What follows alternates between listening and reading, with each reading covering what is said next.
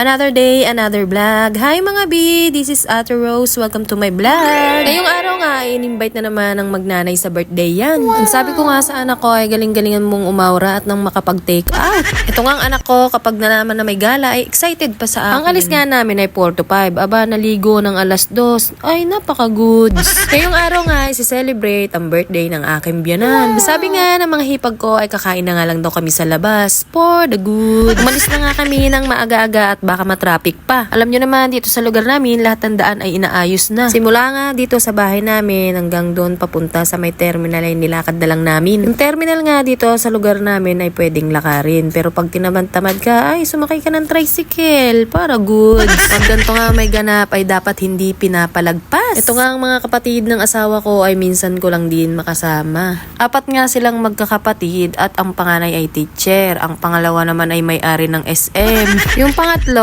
ay HR. Yung bunso naman na pang-apat ay HR sa Watson. Wow. At nandito na nga kami sa may SM Palapala at dito na nga napagpasyahang kumain sa may Shakey's. Habang hinihintay nga namin na may mapwestuhan ay bigla akong biniro ang mama. Kung nga sa kanya ay kakulay niya yung halaman sa gilid niya. Maya-maya nga lang ay pinatawag na kami ng staff. May bakante na nga daw sa loob. Naka-order na nga kami at hinihintay na lang namin.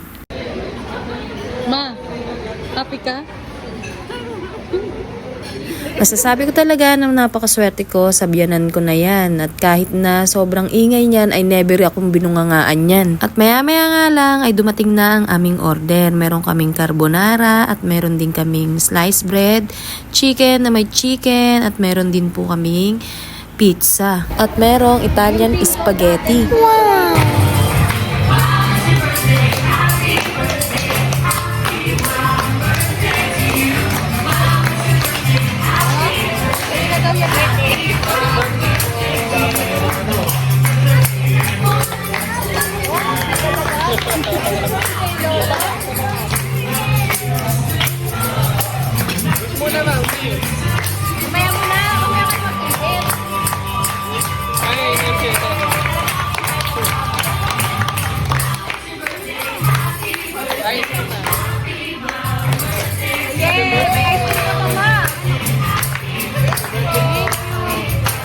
At pagkatapos nga kantahan ng happy birthday si mama ay ganyan nakalinis ang plato ko. Napakababait nga ng mga staff dito at kung ako ang tatanungin ay bibigyan ko sila ng +10 sa langit. Halos lahat nga ay natapos nang kumain at tinanong ko na naman nga si mama kung siya ba ay busog at masaya. Masaya nga daw siya kaya for the goods.